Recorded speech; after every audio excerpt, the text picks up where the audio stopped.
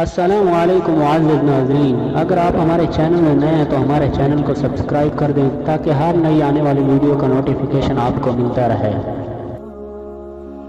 حضرت ابن عمر رضی اللہ تعالیٰ عنہما روایت کرتے ہیں کہ ہم حجت الوداع کے متعلق گفتگو کر رہے تھے۔ اس دوران حضور صلی اللہ علیہ وسلم ہمارے درمیان موجود تھے۔ ہمیں معلوم نہ تھا کہ حجت الوداع کیا ہے، یہاں تک کہ حضور صلی اللہ علیہ وسلم نے اللہ تعالیٰ کی حمد و ثنا بیان کی، پھر مسیح الدجال کا طویل تذکرہ فرمایا اور ارشاد فرمایا اللہ تعالیٰ نے جس پیغمبر کو مبعوث فرمایا اس نے اپنی امت کو دجال سے ڈرایا۔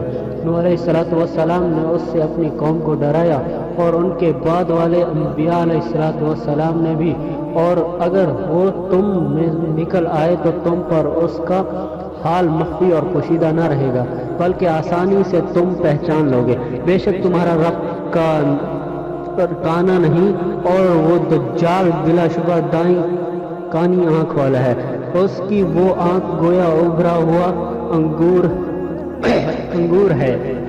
پھر فرمایا خبردار، بے شک اللہ تعالیٰ نے تم پر تمہارے خون اور تمہارے مال حرام کر دیے ہیں، جس طرح تمہارے اس مہینے میں یہ دن حرمت والا ہے۔ خبردار، کیا تم تک پیغام پہنچا دیا؟ انہوں نے جواب دیا جی ہاں۔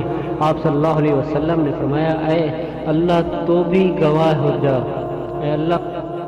یہ 3 مرتبہ فرمایا، پھر فرمایا تمہارے لیے ہلاکت و افسوس ہے، دیکھنا میرے بعد کافر نہ بن جانا کہ ایک دوسرے کی گردنیں مارنے لگو۔ بخاری نے اس کو روایت کیا اور مسلم نے کچھ حصہ روایت کیا۔